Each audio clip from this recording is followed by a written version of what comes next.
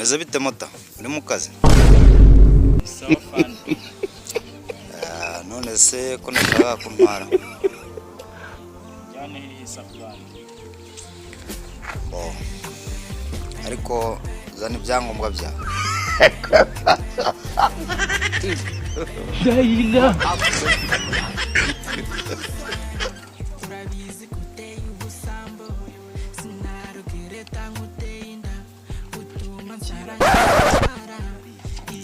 Ngusabye ikarita se. Iranga muntu se niyo ukorera. Ndashaka perime.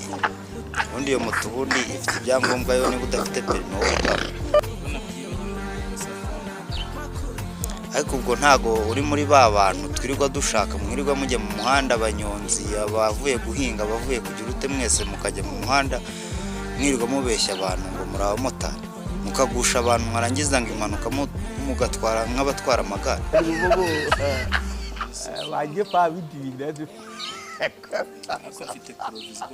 Provisoire ni ibyangombwa se ko ibyo ari uruhushya rukwemerera yuko wakorera perime. Biguhaye uburenganzira bwo kugira ngo ujye mu muhanda utware.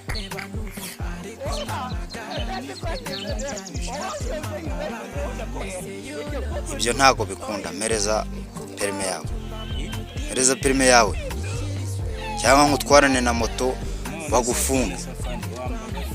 Wowe ntabye imbabazi mpereza ahubwo cyangwa nkushyire mipingo. Perime niyo nkushakaho ubundi ubwo ngubwo moto ifite ibyangombwa.